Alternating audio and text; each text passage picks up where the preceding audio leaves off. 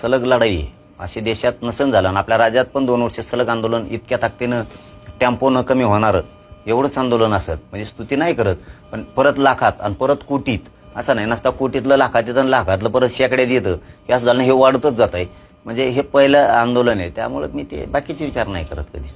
मुंबईत तुम्ही कुठे हे करणार आहात तिथं? आझाद मैदान सगळ्या मैदानं मागितलेत आम्ही आहेत मुंबईतले तेवढे पण मागितलेत पण मुख्य आंदोलनाचं ठिकाण हे आझाद मैदानाच राहणार आहे.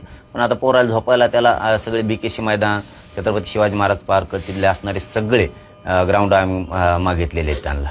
तुमच्या आंदोलनानंतर किंवा आंदोलनामुळं तळागाळातला मराठा समाज पूर्णपणे जागृत झाला पण मराठा समाज आणि मराठा समाजातले नेते जागृत झाले का किंवा मराठा समाजातले जे मागास असणारे आता आमच्या सुद्धा परिचयाचे जे अनेक मराठा समाजातले मुलं मुली आहेत की ज्यांना शिक्षणासाठी पैसे नसल्यामुळे ते शिक्षण घेऊ शकत नाही तर मराठा समाजातल्या ह्या नेत्यांना जागा करण्यासाठी तुम्ही काय करणार आहात असं जर ते जर जागे झाले तर हे मागास जे विद्यार्थी आणि मुलं राहिलेत ती खरोखर त्यांना कुठंतर तो सपोर्ट मिळू शकतो. मी म्हणूनच मोगाशी म्हणलं की ही क्रांतिकारी भूमी आहे सांगलीची आणि क्रांतिसिंह नाना पाटलांच्या या भूमीतून क्रांतिकारी भूमीतून या पवित्र भूमीतून आम्ही आव्हान करतोय त्यांना इथून पाठीमागं तुमचं मिळालं नाही मिळालं परंतु इथून पुढच्या काळात तरी पाठबळ गोरगरिबांच्या गरीब मराठ्यांच्या बाजूने तुम्ही ठेवा.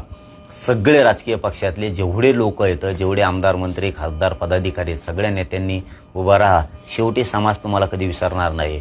ही आर्त हाक आहे वेदनेची हाक आहे गोरगरीब मराठ्यांची. या लेकरांच्या डोळ्यात अश्रू येतं यांचे पुसण्यासाठी मायबाप बना कमीत कमी मायादाया एवढ्या भावनेशी कधीतरी तुमचं एक रूप दाखवत जा.